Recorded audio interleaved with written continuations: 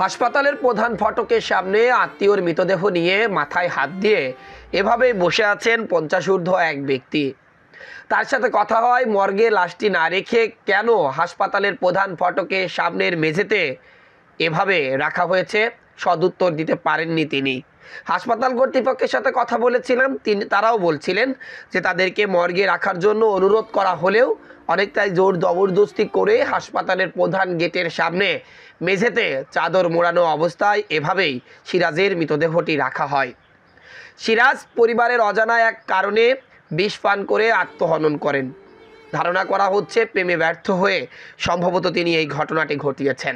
তবে সিরাজের মৃতদেহটি হাসপাতালের প্রধান ফটকে রাখা নিয়ে হাসপাতালে সেবা নিতে আসা রোগী ও রোগীর স্বজনরা অনেকটাই ক্ষোভ ঝেড়েছেন। তারা বলছিলেন যে অসুস্থ অসহায় রোগীদের নিয়ে তারা হাসপাতালে আসেন, কিন্তু হাসপাতালের প্রধান ফটকের সামনে যদি এভাবে মৃতদেহ রাখা হয় তাহলে যে সকল মানুষেরা হাসপাতালে সেবা নিতে আসে তারা মানসিকভাবে অনেকটাই বিধ্বস্ত হয়। তারা অনুরোধ করেছেন আমাদের মাধ্যমে হাসপাতাল কর্তৃপক্ষের কাছে যে এরপরে যাতে হাসপাতালের প্রধান ফটকের সামনে আর মেঝেতে কোনো মৃত ব্যক্তিকে রাখা না হয়। আর হাসপাতালের প্রধান ফটকের সামনে মেঝেতে এভাবে মৃতদেহটি রাখা অমানবিকই মনে হয়েছে। মানুষ যখন মরে যায় তার কোনো দাম থাকে না, এত অহংকার ধুলায় মিশে যায়। হাজার কোটি টাকার সম্পদ রেখে তাকে চলে যেতে হয় মাটির ঘরে। আর যদি হিন্দু ধর্মের বা অন্য ধর্মের হয় সেই ধর্ম অনুযায়ী কাউকে কফিনে যেতে হয়, কাউকে আবার চিতায় যেতে হয়। কিন্তু এরপরও মানুষের এত অহংকার। সিরাজের মৃতদেহ দিক যদি আপনি তাকান এবং তাকে যেভাবে রাখা হয়েছে, আমার মনে হয় না আপনি আর জীবনে কখনো অন্যায় কাজ করতে পারবেন। মহান সৃষ্টিকর্তা আমাদের পৃথিবীতে পাঠিয়েছিলেন তার ইবাদতের জন্য, কিন্তু আমরা সব ভুলে যাই।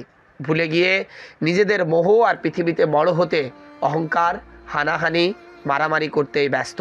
কিন্তু দেখেন, তাগড়া যুবক, মাত্র 20 বছর বয়স, যার ছিল তীব্র চঞ্চলতা এবং একই সাথে কর্মস্পৃহা, সেই মানুষটি কোনো এক ছলনাময়ী নারীর প্রেমে পড়ে নিজেকে আত্মহুতি দিয়েছে। আত্মহুতি দিয়েই কি শেষ হয়েছে? না। এরপর হাসপাতালের প্রধান ফটকের সামনে মেঝেতে চাদর মুড়ানো অবস্থায় শুয়ে আছে, যে স্থানটি নোংরা। হাজার হাজার মানুষের জুতা স্যান্ডেল পায়ে দিয়ে চলার কারণে সবসময় ময়লা আবর্জনা অবস্থায় থাকে, কিন্তু এরপরও সেখানে নির্দ্বিধায় ঘুমিয়ে আছে এই সিরাজের বাড়ি শৈলকুপা উপজেলার পৌরসভা এলাকার হাবিবপুর গ্রামে। সে ওই গ্রামের আকাবত মণ্ডলের পুত্র, সেটা তো গতকালই জানিয়েছিলাম আপনাদের। আমরাও চাই না মৃত্যুর পর সিরাজের মতো এমন দুর্ভাগ্য আর কারোর কপালে বয়ে আনুক। তবে সিরাজ থেকে আমাদেরও শিক্ষা নিতে হবে। আত্মহনন আমরা কেউ করব না। আত্মহননে যারা উৎসাহী দেয় তাদের সাথেও আমরা চলবো না। Desk report, eagle TV news.